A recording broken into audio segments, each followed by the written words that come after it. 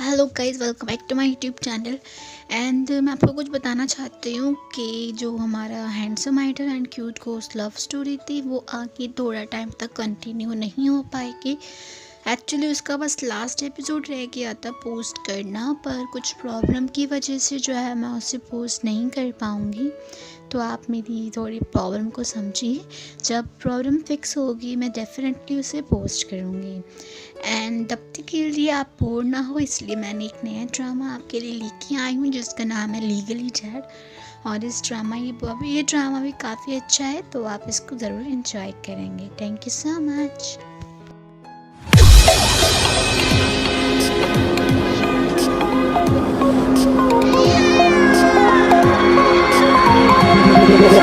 Feel me like a Hellcat.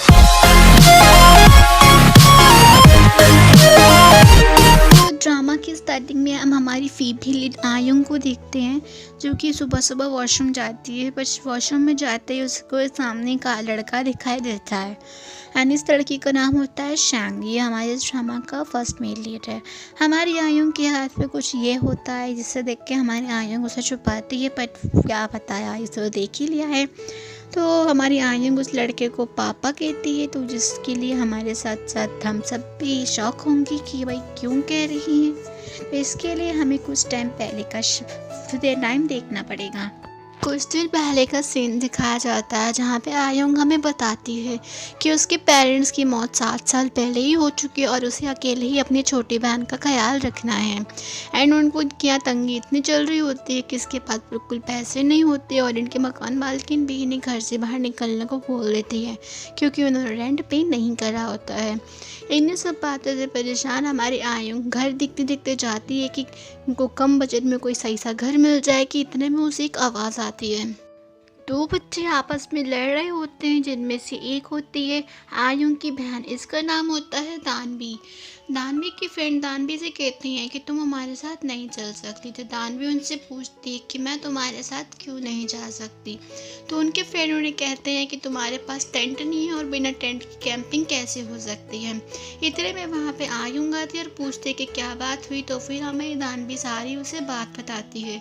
तो कुछ सोचते सोचते जो है हमारी आयुंग भी कहते हैं कि कोई बात नहीं, टेंट की बात है, टेंट मैं उसे दिला दूंगी। पर वो मन ही मन कहती है कि मेरे पास टेंट के पैसे नहीं है, पर मैं क्या करूं, मुझे मेरी बहन का ख्याल रखना है। तो फिर दानवी की दोस्ती कहती हैं कि सिर्फ टेंथ की बात नहीं है, हम कैंपिंग पे हमारे पापा के साथ जा रहे हैं। लेकिन दानवी के पास तो कोई पापा नहीं है। ये चीज़ सुनने के बाद हमारी मुस्कुराती दानवी उदास हो जाती है और अपनी बहन को उदास देख के आयुंग को गुस्सा आता है और वो सीधे उन बच्चों के पीछे पड़ जाती है कि तुम्हारी हिम्मत कैसे ये सब बोलने की। और बच्चे आगे तो हमारी आयुंग उनके पीछे पीछे दानवी आयुंग को रोकने की काफ़ी कोशिश करती है, पर वो नहीं रुकती। फिर हम आयुंग को एक कैफ़े शॉप पर देखते हैं जहाँ वो एक लड़के के साथ होती है। इसका नाम होता है जूहू। जूहू आयुंग का बचपन का फ्रेंड है और आयुंग को पसंद भी करता है, पर जिसने आयुंग से अपना लव कन्फेस नहीं किया है। आयुंग उसे बताती है कि कैसे यार छोटे बच्चों ने दानवी के लिए फादर के ऊपर कुछ कहा, तो और मैं उनके पीछे पड़ गई। तो ये चीज़ सुन के जूहू दानवी उससे कहता है आयुंग से कि क्या तुम ठीक हो। तो आयुंग कहती है कि हाँ मैं तो ठीक हूँ, लेकिन जूहू कहता है मैं तुम्हारी नहीं उन बच्चों की बात कर रहा हूँ जिनके पीछे तुम पड़ी थी। ये देख के हमारे आयुंग को आता है गुस्सा और वो एक नाइफ उठा के कहती है कि अच्छा लगता है किसी को मेरे हाथों से आज मरना है। उसकी ये बातें सुन के जूहू डर जाता है और कहता है अरे मैं तो मजाक कर रहा था, तुमने मेरी बात इतने दिल पे ले ली। तो आयुंग कहती है हाँ बकवास कहेंगे। फिर जो आयुंग से पूछता है कि क्या दानवी ठीक है। तो आयुंग कहते हैं कि पता नहीं, बस काश वो कहीं बैठ के रो ना रही हो। उसकी ये बात सुन के जूहू कहता है कि तुम चाहो तो तुम जल्दी घर जा सकती हो, मैं तुम्हारे बदले लेट टाइम काम कर लूँगा। ये सोच सुन के हमारी आयुंग होती है खुश और कहती है तुम दुनिया की सबसे बेस्ट फ्रेंड हो। जिस तरीके से हम लोग अपने बेस्ट फ्रेंड को मक्खन लगाते हैं कभी कभी, ऐसे ही वो भी लगाती है। फिर आयुंग घर जाने की तैयारी करने लगती है। दूसरी तरफ हमें दानवी को दिखाया जाता है जो एक रेस्टोरेंट के बाहर खड़े होकर एक फादर और उनकी बेटी को साथ में लंच करते हुए देख के जेलस फील होती है। इतने भी वो लड़की भी देख लेती है कि दानवी उन्हें घूर रही है, तो फिर वो कंप्लेन करती है कि इनको यहाँ से हटाओ। तो वो आदमी भी रेस्टोरेंट का ओनर बाहर आके दानवी से कहता है ए लड़की तुम यहाँ से जाओ, क्या तुम्हें शर्म नहीं आती, तुम्हारे क्या माँ बाप नहीं है। तो दानवी कहती नहीं मेरे माँ बाप नहीं है। तो ये सुन के वो थोड़ा चुप होता है, फिर कहता है हाँ तो क्या हुआ, लेकिन मेरे रेस्टोरेंट के बाहर आके खड़े होने की ज़रूरत नहीं है। ये सब बातें एक सामने से आ रहा हुआ हमारा शैंक सुनता है और वो फ़ौरन उसके पास आके कहता है कि तुम्हारी हिम्मत कैसे हुई इससे ऐसे बात करने की, मैं इसका गार्जियन हूँ। ये बात सुन के वो होटल का मालिक चुप हो जाता है और कहता है पर ये ऐसे ऐसे में ना घूर रही थी लोगों को। फिर शैंक दानवी से पूछता है क्या तुम मेरे साथ खाना खाना चाहोगी, तो दानवी उस होटल के मालिक को घूरते हुए हाँ में सर हिलाते कि हाँ मैं खाऊंगी। दूसरी तरफ आयुंग घर में बैठी होती है कि और जूहो से बात करती है। जूहो ने आयुंग और दानवी के लिए काफ़ी सारा चिकन भिजाया होता है क्योंकि दानवी को चिकन पसंद है, तो आयुंग उसका थैंक यू कहती है। काफ़ी देर के बाद दानवी जब फाइनली घर आती है तो आयुंग उससे कहती है कि तुम अभी तक कहाँ थी और इतनी देर क्यों लग गई, तुम्हें पता है जूहो ने तुम्हारे लिए खाना भेजा है। तो दानवी कहती है कि जूहो को मेरी तरफ से थैंक यू कहना, पर मेरा पेट भरा हुआ है। तो आयुंग सोचते हैं क्या पता इस लड़कियों की बात इसलिए बुरी लग गई हो इस वजह से शायद। तो हमारी दानवी उससे कहते हैं कि उन्नी माई उन्नी यानी कि बड़ी सिस्टर, वो कहते हैं कि बड़ी सिस्टर क्या तुम्हें पापा चाहिए। तो ये चीज़ सुन के आयुंग थोड़ी चुप होती है, फिर सोचती है इस बच्चे की मोटी मोटी आंखों में देखो कितना प्यार झलक रहा है। फिर वो कहती है हाँ मुझे भी पापा चाहिए। ये चीज़ सुन के हमारी दानवी भी काफ़ी खुश होती है और कहती है कि आप चाहती हो कि मैं आपको पापा ला के दूँ। ये चीज़ सुनने के बाद हमारी आयुंग थोड़ी कन्फ्यूज होती है कि हो क्या रहा है। फिर बैकग्राउंड में हमें आयुंग की आवाज़ सुनाई दी जाती है कि काश मैंने उस दिन ये ना कहा होता कि मुझे पापा चाहिए तो मुझे बाकी सब झेलना ना पड़ता। अगली ही सुबह हम शैंक की मैनेजर को आयुंग के साथ देखते हैं, जो आयुंग से कहते हैं कि हमें पता चला है कि आपको डैड चाहिए। तो आयुंग कहते हैं कि नहीं हमें किसी डैड की ज़रूरत नहीं है, आप किसी गलत जगह पे आ गए हैं। तो अपने मैनेजर को हटा के शैंक ही डायरेक्ट सामने आता है और आयुंग से कहता है कि मेरे कंपनी का नाम यह है और मैं इस कंपनी का CEO हूँ, मैं बहुत अमीर हूँ और सारे खर्चे उठा सकता हूँ, तो मैं आपके पापा यानी कि आपके डैड बनना चाहता हूँ। ये बात सुन के हमारी आयुंग काफ़ी हैरान हो जाती है और उसकी बातें बिल्कुल यकीन नहीं करती है। तो आयुंग शैंग और उसके मैनेजर से कहती है कि अभी मैं काम कर रही हूँ, मैं आपसे इस बारे में बाद में बात करूँगी। तो शैंग कहता है कि मुझे उसकी कोई ज़रूरत नहीं है, मुझे आपसे अभी के अभी बात करना है। तो ये चीज़ देख के हमारी आयुंग काफ़ी हैरान हो जाती है। आयुंग शैंग की कंपनी के बारे में ऑनलाइन पढ़ती है तो वो सोचती है कि दिखने में तो ये नॉर्मल ही लगता है, पर ये पागलों जैसी बातें क्यों कर रहा है। लेकिन फिर शैंग को इतना सीरियस देख के वो भी चुप हो जाती है और कुछ नहीं कह पाती। आयुंग शैंग को समझाने की कोशिश करती है कि उसे किसी डैड की ज़रूरत नहीं है, पर शैंग जब उसे बताता है कि मैं तुम्हारी बहन दानवी से भी मिल चुका हूँ, तो दानवी का नाम सुनते ही हमारी आयुंग कहती है कि तुम दानवी के बारे में कैसे जानते हो। तो फिर जो है हमारे शैंग का मैनेजर आयुंग को कुछ डॉक्यूमेंट देता है, ये होते हैं उनके कॉन्ट्रैक्ट डैड और डॉटर का। शैंग कहता है कि तुम इस डॉक्यूमेंट को पढ़ो। तो फिर हमें फ्लैशबैक दिखाया जाता है कि जब दानवी के साथ शैंग और उसका मैनेजर बैठा होता है तो दानवी उन्हें किडनैपर समझ लेती है। तो वो उससे कहती है कि तुम मुझे खाना क्यों खिला रहे हो, कहीं तुम किडनैपर तो नहीं और तुम मुझे किडनैप करना चाहते हो। तो शैंक का मैनेजर दानवी से कहता है कि ए लड़की चुप हो जा, तो इतनी ज़्यादा फालतू बातें मत कर। तो दानवी उससे कहती है कि तुम होते कौन हो मुझे सुनाने वाले, तुम ही मुझे यहाँ लेके आए खाना खिलाने के लिए, मैंने तो नहीं कहा था तुमको। तो शैंक जो होता है अपने मैनेजर को चुप करके दानवी से कहता है कि आमतौर पर किडनैपर वो होते हैं जिन्हें पैसों की ज़रूरत होती है और वो फिरौती मांगते हैं, पर मुझे पैसों की ज़रूरत नहीं है, मैं ऑलरेडी बहुत अमीर हूँ। तो ये बात सुन के दानवी भी कुछ सोचती है और कहती है अच्छा फिर मैं चलो तुम्हारे साथ खाना खा लेती हूँ। तो शैंक दानवी से पूछता है कि क्या तुम्हें बस खाना खाना था, इस वजह से तुम उन लोगों को घूर रही थी। तो हमारी दानवी कहती नहीं, वहाँ जो लड़की और उसके फादर बैठे थे उन्हें देख के मैं जेलस हो रही थी क्योंकि इस लड़की के पास फादर है और मेरे पास डैड नहीं है। तो ये बात सुन के शैंक और उसका मैनेजर एक आपस में एक दूसरे को घूरते हैं। मैनेजर शैंक को मना करता है, लेकिन तब भी शैंक मैनेजर की बात को इग्नोर करके दानवी से कहता है कि एक्चुअल में हमेशा से मुझे भी एक बेटी चाहिए थी, तो क्यों ना हम। तो उसकी बात काटते हुए दानवी कहती है कि तुम चाहते हो कि हम एक कॉन्ट्रैक्ट करें जिसमें मैं तुम्हारी डॉटर बनूंगी और तुम मेरे फादर।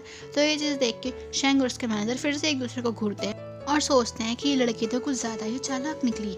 तो फिर हमारी दानवी कहती है शैंक से तो क्यों ना हम अभी के अभी ही हमारा डॉक्यूमेंट हमारा कॉन्ट्रैक्ट साइन कर लें।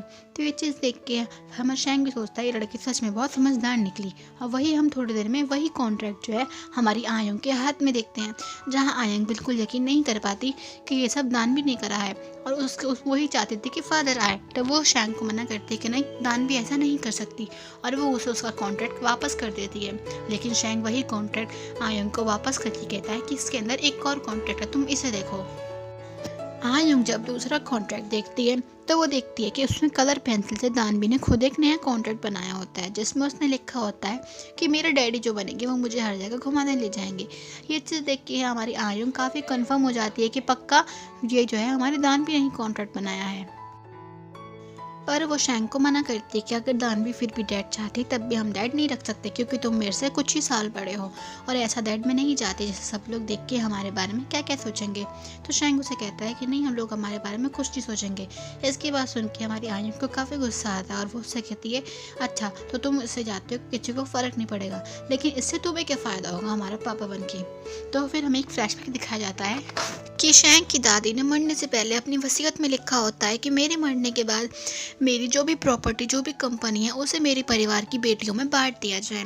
अब क्योंकि शैंग की शादी नहीं हुई होती इसलिए उसके पास कोई बच्ची नहीं होती, लेकिन उसके अंकल जो होते हैं उनके पास 2 बेटियां होती, तो वो बहुत कॉन्फिडेंस होते हैं कि उसको जो है सारी कंपनी मिल जाएगी। तो यही बात सुन के शैंग और उसका मैनेजर परेशान होते हैं कि हम 2 महीने के अंदर बच्ची कहाँ से ढूंढ के लाएंगे। तो शैंग उसे बोलता है कि हमारी वसीयत में ऐसा कुछ भी नहीं लिखा कि वो लड़की हमारे खून से ही होनी चाहिए। तो उसका मैनेजर उसकी बात समझ नहीं पाता कि तुम कहना क्या चाहते हो। मतलब कि अब शैंग एक बेटी अडॉप्ट करेगा, फिर उसका इस्तेमाल करके अपनी कंपनी अपने हाथों में लेगा। तो यही फ़ायदा है जो शैंग को होने वाला है। फिर हम अगले सीन में जूहू और आयंग को साथ में देखते हैं, जहाँ आयंग अभी भी उस कॉन्ट्रैक्ट के बारे में सोचती है। जिसे इतना परेशान देख जूहू भी उससे कहता है कि तुम इतना मत सोचो उस कॉन्ट्रैक्ट के बारे में। तो आयंग कहती है मैं उसके बारे में नहीं सोच रही। तो जूहू कहता है कि तुम उसे साइन करने के बारे में तो नहीं सोच रही, तो मैं उसे साइन नहीं करना चाहिए, क्योंकि देखो तुम सब कुछ कर सकती हो और तुम्हें ऐसे इंसान को अपना फादर नहीं बनाना चाहिए। तो आयंग बिल्कुल चिल्ला के कहती है कि हाँ मैं उसे फादर नहीं बनाऊंगी। पर हमें फ्लैशबैक में दिखाया जाता है कि शैंग आयंग से कहता है कि मुझे सुनने में आया है कि तुम्हारी मकान मालिक तुम्हें घर से बाहर निकालने वाली है। और वही चीज़ याद करके हमारी आयंग सोचने लगती है कि मैं क्या करूं। पर वो जूहू की बातों से इतनी इरिटेट हो जाती है कि वो जूहू को आग सुना देती है। अगले दिन हम देखते हैं कि आयंग और दानवी शैंग के घर में शिफ्ट हो गए, यानी कि आयंग ने फैसला ले लिया है कि वो शैंग की डॉटर बनेगी। जहाँ पे शैंग आयंग से कहता है कि तुमने बहुत जल्दी फैसला लेके बिल्कुल सही फैसला किया है, तुमने बिल्कुल सही फैसला किया मेरे साथ आके रहने का। और वो बताता है कि तुम और दानवी ऊपर रहोगे, अब जबकि हम एक फैमिली है तो अब हम लोग एक साथ ही रहेंगे। तो फिर आयंग से कहती है कि हम एक साथ क्यों रहेंगे, मुझे लगा था बस ये पेपर वर्क है, तो तुम अलग रहोगे हम अलग रहेंगे। तो इसी के बारे में दोनों के बीच में बहस हो जाती है। पर इतने में ऊपर से दानवी कहती है कि सिस्टर ऊपर आके देखो हमारा कमरा बहुत ही बड़ा है। और दानवी की ये बात सुन के हमारी आयंग पिघल जाती है और उसका पिघलापन देख के शैंग समझ जाता है कि आयंग मान चुकी है।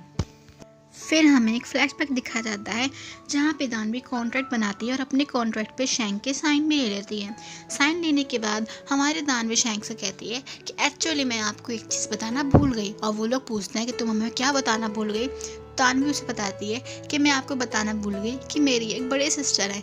और बड़े सिस्टर का नाम सुन के वापस शैंग और उसका मैनेजर एक दूसरे को घूरते हैं और शैंग का मैनेजर तो अपना सर पकड़ के बैठ जाता है कि उफ किस लड़की से हमारा पाला पड़ गया, इसने तो हमारे साथ स्कैम कर दिया, साइन भी करवा लिया और बताया भी नहीं हमें। नेक्स्ट मॉर्निंग हम शैंग और उसके मैनेजर को आयंग की शॉप के बाहर देखते हैं। ये वही दिन होता है जब शैंग आके आयंग से बात करता है और शैंग आयंग को बाहर से ही देख के उसे पहली नज़र का आयंग से प्यार हो जाता है और आयंग को देख के हमारा शैंग स्माइल करता है। इसी के साथ हमारा ये पार्ट यहीं एंड हो जाता है। अगर आप इसका पार्ट 2 जल्दी देखना चाहते हैं तो कमेंट सेक्शन में मुझे कमेंट करके बता सकते हैं। एंड ऑल्सो अगर आपने मेरे चैनल को सब्सक्राइब नहीं किया तो प्लीज़ सब्सक्राइब कर दीजिए एंड लाइक भी कर दीजिएगा वीडियो को। मैं इस वीडियो का लाइक टारगेट 10 रखती हूँ, तो आई होप आप मेरे इस टारगेट को कंप्लीट करने में मदद करेंगे। तब तक के लिए टाटा एंड बाय बाय, अपना ख्याल रखिएगा। एंड ऑल्सो अगर आपने मेरे चैनल के बेल आइकन को नहीं दबाया तो प्लीज़ बेल आइकन दबा दीजिएगा, जिससे मेरी वीडियो बहुत जल्दी आपके पास आ जाए। तब तक के लिए tata bye bye and take care, bye bye.